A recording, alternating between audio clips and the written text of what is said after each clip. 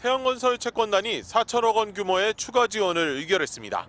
연 4.6% 금리로 필요할 때마다 받아 쓰는 마이너스 통장 형식입니다. 태영건설이 상환에 실패할 경우 손실은 시중은행이 분담하게 됩니다. 태영건설이 이행해야 될 약속과 책임을 성실하게 이행해서 채권단도 이렇게 지원해 주시는 부분에 부합하는.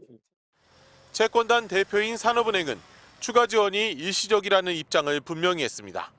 태영그룹이 자산 매각을 마치는 대로 즉시 추가 지원금을 되갚아야 한다는 겁니다. 문제는 태영이 내놓은 매물의 가치입니다. 핵심 자산인 에코비트의 경우 태영 측은 3조 원가량을 기대했지만 현재 시장 가격은 더 낮은 수준으로 평가되고 있습니다. 고금리와 경기 부진의 여파로 골프장 두 곳은 매각 대신 유동화를 통해 1,400억 원의 지원금을 확보하는 데 그쳤습니다. 사실 많은 자산들을 내놓고 있지만 지금 시장에서 가격을 형성하기가 쉽진 않다. 추가적인 자구 노력도 내놓아야 될 것으로 이렇게 보여집니다.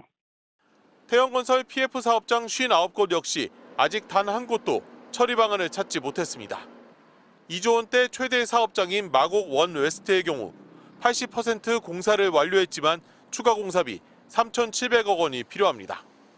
PF 대주단은 워크아웃 등을 고려해 당초 연 9.5%의 높은 대출 이자를 제시한 반면 사업단은 선 매입이 완료된 사실상 무위험 사업장이라며 이자율 인하를 요구하고 있습니다.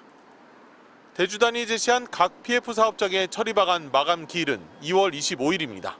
MBC 뉴스 정동욱입니다. 태영건설에 대한 채권단의 지원 규모는 4천억 원 가량입니다.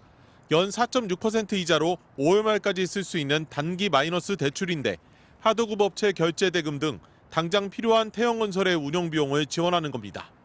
워크아웃 실사 중인 태영그룹은 윤성민 회장 등 대주주의 지주회사 TY홀딩스 지분 전량과 SBS 지분 38%를 담보로 내놨습니다.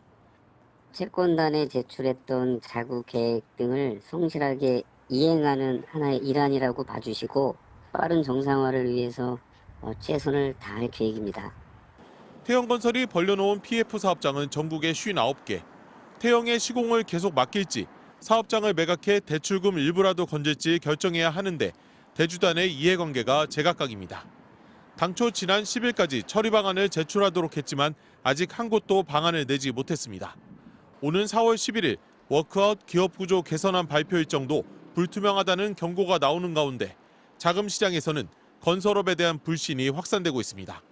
시공능력평가 32회 옛 한라건설 HLDNI는 기관 투자자를 대상으로 최고 연 8.5%의 회사채 700억 원을 모집했지만 어제 마감까지 단 한 건의 주문도 받지 못했습니다.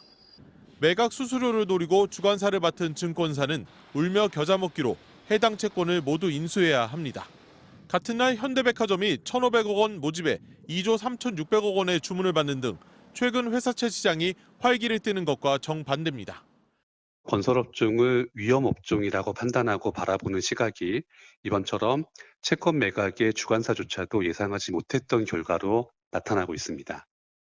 한국경제인협회는 최근 국내 건설사 10곳 중 8곳이 이자 비용도 감당하기 어려운 상황이라는 조사 결과를 발표했습니다.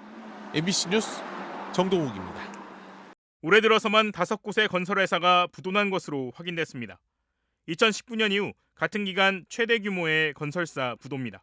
건설산업지식정보시스템에 따르면 올해 들어 지난 14일까지 부도난 건설업체는 총 5곳, 작년 같은 기간에는 2곳이었습니다.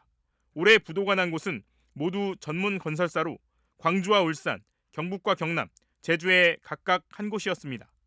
폐업 신고도 급증해 지난 1월을 기준으로 전문 건설사 폐업 신고는 작년 190건에서 248건으로 30% 넘게 증가했고 종합건설사 폐업 신고도 작년보다 13% 가까이 늘어난 35건에 달했습니다. 부동산 시장은 가라앉고 있어 부도기업은 더 늘어날 것으로 보입니다. 한국부동산원에 따르면 이번 주 아파트값은 전국적으로 0.04% 떨어졌습니다. 지난주에 비해 하락폭은 조금 줄었지만 12주 연속 하락세입니다. 작년 말부터 태영건설 등을 비롯한 부동산 PF 문제가 본격적으로 불거지자 부동산 시장 참여자들의 심리는 차갑게 얼어붙고 있습니다.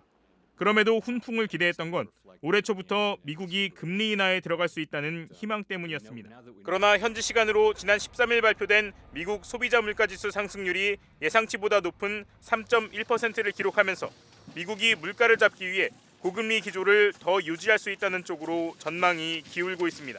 당분간 금리 인하는 물 건너갔다는 전망과 함께 실제 시장 금리도 급등하고 있어 큰 빚을 내고 집을 샀던 사람들과 자금 사정이 어려운 중소건설사들의 고통이 이어질 것으로 보입니다.